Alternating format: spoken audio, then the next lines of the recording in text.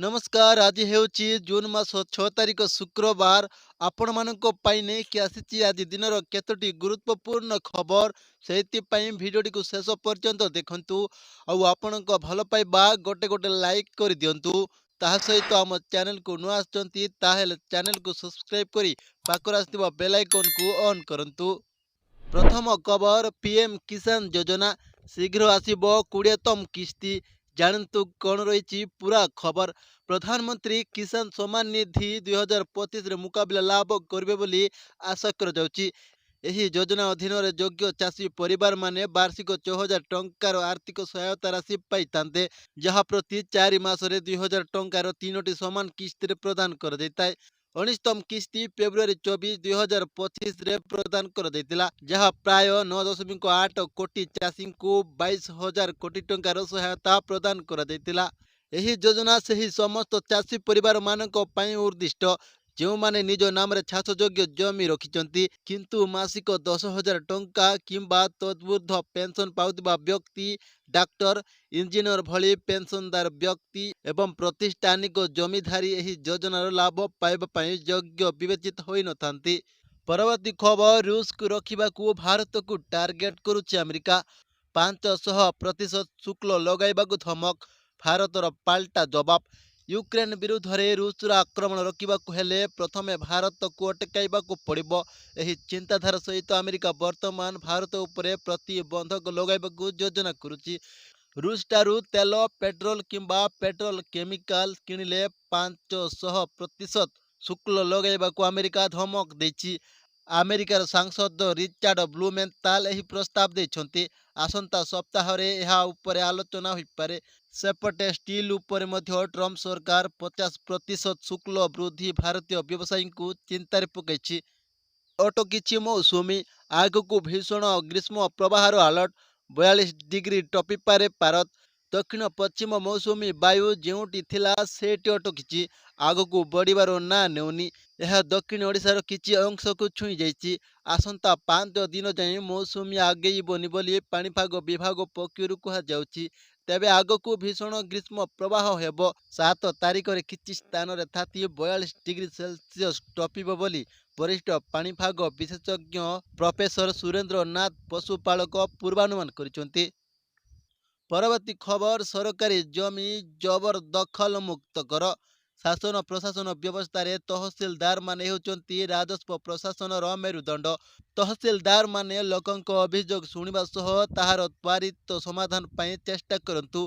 तहसील office लोकंक पई भयर नुहे, विश्वासर स्थान हेउ बोली मुख्यमंत्री मोहन चरण माझी बुधवार लोकसेवा भवन ठारे आयोजित राज्य स्तरीय राजस्व अधिकारी मानकु सम्मेलन रे कहिचंती। परवर्ती खबर राज्य में बढ़ुची कोरोना मामला। 24 घंटे 5 नुआ आक्रांत चिन्हट। राज्य में कोविड आक्रांतों संख्या बढ़ी बढ़ी चली। गत 24 घंटे 5 नुआ आक्रांत चिन्हट होती। यहां मिसई राज्य में मोट आक्रांतों संख्या 23 रे पहुंची सारी। सेमानक मध्यरु 4 जन सुस्थ होई हॉस्पिटल रु घर को फेरुछंती। एबे सक्रिय संक्रमितों संख्या 19 रही सूचना देते स्वास्थ्य विभाग। ओडिशार वर्तमान सुधा कोरोना रे जनक जीवन जाइतिबा अभियोग होईची, हेले स्वास्थ्य विभाग पक्षरु एनी सरकारी भावे घोषणा करा जाय नहीं। यह छड़ा कोरोना को नहीं राज्य में कौन से निर्देशावली जारी होई नहीं। 2022 मसीह केंद्र सरकार पक्षरु जारी होइतिबा निर्देशावली अनुसार सबकिछि जारी रहितिबा स्वास्थ्य विभाग पक्षरु कहा जाउची। परवर्ती खबर मुख्यमंत्री देखुचंती मंत्री रिपोर्ट। जून 12 पर मंत्रिमंडल अदल बदल। आगामी सप्ताह रे बीजेपी सरकार रो 1 वर्ष पूर्ति पालन पई जोरसोर रे प्रस्तुत चलची। एपटे मुख्यमंत्री करुचंती मंत्री 1 वर्ष रिपोर्ट कार्ड रो तर्जमा। मुख्यमंत्री मार्क आधार रे हेबो मंत्रिमंडल रो अदल बदल। आउ जून 12 पर पूर्णांग मंत्रिमंडल गठन हेबो बोली चर्चा झर धरिची। जून 12 रे वर्ष पूर्ति पालन पई सरकार टू बीजेपी संगठन जाए आरंभ हो गलानी कसरत। आ सप्ताहक पर लोकंक कामर हिसाब देवाकू प्रस्तुत चलाउचंती मोहन सरकार। विभागीय मातारन समीक्षा पर एबे मंत्री प्रदर्शन उपरे नजर पकाउचंती मुख्यमंत्री मोहन माझी। परवर्ती खबर राज्य बिहन को पाउनी भरोसा। ओडिशा चाषी को पसंद आंध्र बिहन। ଗଜପତି ଜିଲ୍ଲାରେ ଓଡ଼ିଶା ଚାଷୀଙ୍କ ଭରସା ପାଲଟିଛି ଆନ୍ଧ୍ର ବିହନ। ଜିଲ୍ଲାର ବିହନ ନିଗମରେ 20 କିସ୍ମର 5 କ୍ୱିଣ୍ଟାଲରୁ ଅଧିକ ବିହନ ମଜବୁତ ଥିବା ପରେ ବି ଗଜପତି ଚାଷୀ ଓଡ଼ିଶା ବିହନ କିଣୁନାହାନ୍ତି। ଛଡ଼ା ଦରରେ କଳା ବଜାରୀ କରୁଥିବା ବ୍ୟବସାୟୀଙ୍କ ଠାରୁ ଆନ୍ଧ୍ର ବିହନ କିଣୁଛନ୍ତି। ଗଜପତି ଜିଲ୍ଲାର ସମସ୍ତ ବ୍ଲକ, ଲ୍ୟାମ୍ପ ଓ ଡିଲରଙ୍କ ପାଖରେ ଆବଶ୍ୟକ ପରିମାଣର ଧାନ ବିହନ ମଜବୁତ ରହିଛି। କିନ୍ତୁ ରାଜ୍ୟ ସରକାରଙ୍କ ପକ୍ଷରୁ ଯୋଗାଇ ଦିଆଯାଇଥିବା ବିହନ ଉପରେ ଭରସା କରୁନାହାନ୍ତି ଚାଷୀ। ଚାଷୀଙ୍କ ମତରେ ଓଡ଼ିଶା ବିହନ ତୁଳନାରେ ପଡ଼ୋଶୀ ବିହନ ଉନ୍ନତ ମାନର। ଆନ୍ଧ୍ର ବିହନ ବ୍ୟବହାର କଲେ ଭଲ ଅମଳ ହୁଏ। ତେଣୁ ଦାମ ଅଧିକ ହେଲେ ମଧ୍ୟ ଆନ୍ଧ୍ର ବିହନ ବ୍ୟବହାର କରୁଛନ୍ତି ଗଜପତି ଅଞ୍ଚଳର ଚାଷୀ।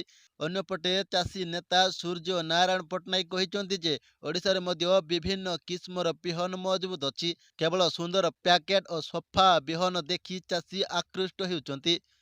ପରବର୍ତ୍ତୀ ଖବର, ଲଘୁ ଖଣିଜ କେଲେଙ୍କାରୀଙ୍କୁ ନେଇ ଉଦ୍ବେଗ ପ୍ରକାଶ କଲେ ମୁଖ୍ୟମନ୍ତ୍ରୀ। କହିଲେ, ପ୍ରସ୍ତୁତ ରୁହ, ଆଗକୁ ଏସବୁ କଥା ବି ବୁଝିବୁ। ରାଜ୍ୟରେ ଲଘୁ ଖଣିଜ ଦ୍ରବ୍ୟ ଲୁଟ୍ ବଢ଼ି ବଢ଼ି ଚାଲିଛି। ମାଫିଆ ମାଲାମାଲ ହେଉଛନ୍ତି, ସରକାରଙ୍କ ରାଜସ୍ୱ ହରାଉଛନ୍ତି। କିନ୍ତୁ ବାଲି ଓ ପଥର ଚୋରି ରୋକିବାରେ ଯେମିତି ପଦକ୍ଷେପ ନେବା କଥା ସେମିତି ନେଇପାରୁନି ଖଣି ବିଭାଗ। ଏଭଳି ଅବ୍ୟବସ୍ଥାକୁ ନେଇ ବାରମ୍ବାର ଖବର ପ୍ରସାରଣ ପରେ ରାଜସ୍ୱ ବିଭାଗ ଅଧିକାରୀ ସମ୍ମିଳନୀ ଅବସରରେ ବଡ଼ ଘୋଷଣା କରିଛନ୍ତି ମୁଖ୍ୟମନ୍ତ୍ରୀ। ଦିନକୁ ଦିନ ରାଜ୍ୟରେ ବାଲି ଓ ପଥର ମାଫିଆଙ୍କ ଲୁଟ୍ ଓ ଆତଙ୍କ ସୀମା ଟୁପୁଛି। ରାଜ୍ୟର ବିଭିନ୍ନ ନଦୀର ପେଟ ଚିରି କୋଟି କୋଟି ଟଙ୍କାର ବାଲି ତାଡ଼ି ନେଉଛନ୍ତି। ପାହାଡ଼ ପଠାଇ ପଥର କାଟି ନେଉଛନ୍ତି। ହେଲେ ରାଜ୍ୟ ସରକାରଙ୍କ ତହବିଲକୁ ଏ ବାବଦରେ ଟଙ୍କାଟିଏ ହେଲେ ବି ରାଜସ୍ୱ ଆସୁନି। କର୍ମଚାରୀ ଅଭାବରୁ ଖଣି ବିଭାଗ ବି କିଛି କରିପାରୁନି। କିନ୍ତୁ ଏଣିକି ମାଫିଆଙ୍କ ଆତଙ୍କ ରାଜ ଚଳିବ ନାହିଁ। ଖଣି ବିଭାଗ ଦାୟିତ୍ୱରେ ଥିଲେ ବି ରାଜସ୍ୱ ବିଭାଗର ଅଧିକାରୀମାନେ ଏହାକୁ ଜଗିବେ। ରାଜସ୍ୱ ବିଭାଗ ଅଧିକାରୀ ସମ୍ମିଳନୀରେ ଏନେଇ ସଂକେତ ଦେଇଛନ୍ତି ମୁଖ୍ୟମନ୍ତ୍ରୀ। ଖଣି ବିଭାଗରେ କର୍ମଚାରୀ ଅଭାବ କଥାକୁ ସ୍ୱୀକାର କରିଛନ୍ତି। ଏଥିସହ ରାଜସ୍ୱ ବିଭାଗର ଅଧିକାରୀମାନେ ଲଘୁ ଖଣି ଚୋରାଚାଲାଣକୁ ରୋକିବା ଦାୟିତ୍ୱ ସୁଚାରୁ ରୂପେ ତୁଲାଇବେ ବୋଲି ଆଶା କରାଯାଉଛି। ପରବର୍ତ୍ତୀ ଖବର, ଷ୍ଟାଡିୟମ ବାହାରେ ଦଳା ଚକଟାରେ 11 ମୃତ। 10 ଲକ୍ଷ ଲେଖାଏଁ ସହାୟତା ରାଶି ଘୋଷଣା କଲେ ମୁଖ୍ୟମନ୍ତ୍ରୀ। ବୁଧବାର ସନ୍ଧ୍ୟାରେ ଘଟିଯାଇଥିବା ବଡ଼ ଅଘଟଣ।